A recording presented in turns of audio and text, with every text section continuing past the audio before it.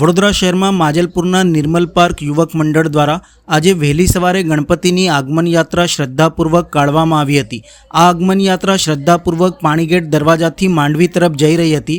દરમિયાન મદાર માર્કેટ નજીક અસામાજિક તત્વોએ ઈંડા ફેંક્યા હોવાની ઘટના બની હતી। આ ઘટનાની જાણ થતાં તાત્કાલિક જ ઉચ્ચ પોલીસ અધિકારીઓ સહિતનો પોલીસ કાફલો ઘટના સ્થળે દોડી આવ્યો હતો અને પરિસ્થિતિને જે તે સમયે કાબૂમાં લીધી હતી। બનાવ સંદર્ભે સિટી પોલીસ મથકે અજાણ્યા શખ્સો સામે ગુનો નોંધાયો હતો। સમગ્ર દિવસ દરમિયાન પોલીસે આરોપીઓને શોધી કાઢવાની કાર્યવાહી હાથ ધરી હતી। ટેકનિકલ સોર્સિસ હ્યુમન ઇન્ટેલિજન્સના આધારે ગણતરીના કલાકોમાં જ પોલીસે આરોપીઓને ઝડપી પાડ્યા હતા। ઝડપાયેલા આરોપીઓમાં સુફિયાન ઉર્ફે ગામા સલીમભાઈ મંસૂરી, શાહનવાજ ઉર્ફે બળબડ મોહમ્મદ ઇરશાદ કુરેશી અને કાયદાના સંઘર્ષમાં આવેલા એક સગીરનો સમાવેશ થાય છે। આ ઘટના બાદ પોલીસે આ વિસ્તારમાં પેટ્રોલિંગ અને બંદોબસ્ત પણ વધારી દીધો હતો।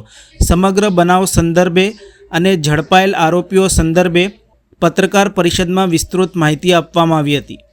આજ રોજ તારીખ 26 ઓગસ્ટના રોજ સવારે વહેલી સવારે 2:30 થી 3 વાગ્યાની દરમિયાન માંજલપુર વિસ્તારના ગણપતિના લઈને આયોજકો જઈ રહ્યા હતા। એ દરમિયાન સિટી પોલીસ સ્ટેશનથી નજીક આવેલા મદાર માર્કેટની સામે ગણપતિજીની પ્રતિમા ઉપર ઈંડા ફેંકવાનો બનાવ બનેલો હતો અને આ બનાવ દરમિયાન જે આયોજકો હતા એ તાત્કાલિક પોલીસ સ્ટેશને જાણ કરતા અહીંયાની લોકલ પોલીસ સ્ટેશનની ટીમ તુરંત ઘટના સ્થળે પહોંચી ગયેલ અને ઉચ્ચ અધિકારીઓ સાથેના ડીસીપી, એડીસીપી અને એસીપી સહિતના પીઆઈઓ અને તમામ અધિકારીઓ ડીસીબી, પીસીબી અને એસઓજીની અલગ અલગ ટીમ્સ તાત્કાલિક ઘટના સ્થળે પહોંચી ગયેલ અને આ જે આખી પરિસ્થિતિ હતી એને કાબૂમાં લીધેલ અને કોઈ મોટો બનાવ બનતા એને અટકાવી દીધેલ।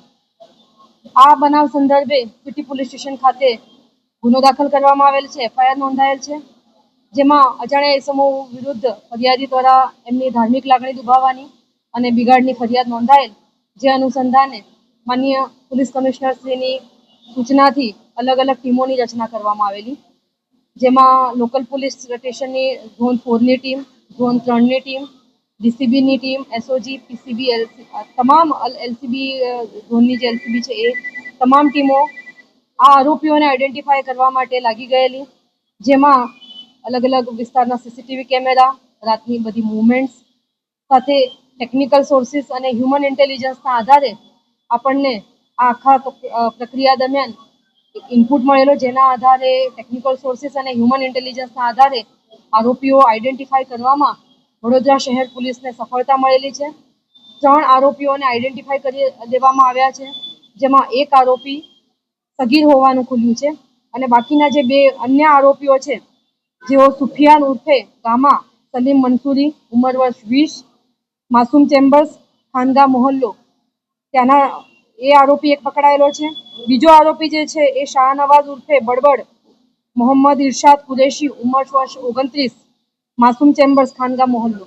આ બંને આરોપીઓ ખાનગા મોહલ્લાના છે અને આ આરોપીઓ અને અલગ અલગ તરકીબથી પૂછપરછ કરતા ગુનાની આખું કઈ રીતના થયો છે એની પોલીસે તજવીજ કરેલી છે અને હાલનું ઇન્વેસ્ટિગેશન ચાલી રહ્યું છે। ઇન્વેસ્ટિગેશન દરમિયાન વધુ તપાસમાં જે પણ અન્ય નામો ખુલશે એનું પણ આગળ બ્રીફ આપવામાં આવશે। હાલમાં જે હમણાં જે જસ્ટ આરોપી પકડીઓ પાડવામાં આવ્યા છે અને અમારી પાસે જે ટેકનિકલ સોર્સિસ છે એના આધારે અને આગળની તપાસ ઇન્વેસ્ટિગેશનના આધારે અમે આ જલ્દીથી જલ્દી આ વસ્તુને ડિક્લેર કરવાનો પ્રયત્ન કરીશું કે આખું એક કાવતરું હતું કે ઇન્સિડન્ટ હતો। આ જે વિસ્તાર છે એમનો જે રહેણાંકનો વિસ્તાર છે ત્યાં મદાર માર્કેટની પાછળ આવેલો ખાનગા મોહલ્લો છે। હાલમાં અત્યારે આપણને એવી કોઈ વિગત મળેલી નથી।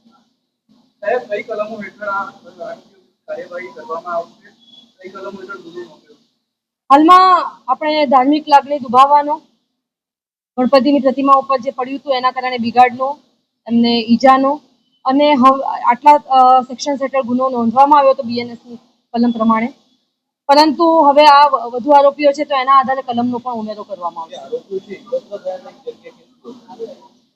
વધુ તપાસમાં આપણે જાણ કરીશું, પણ આરોપીઓ એક સાથે જ ફરતા હતા અને પછી આ બનાવ બનેલો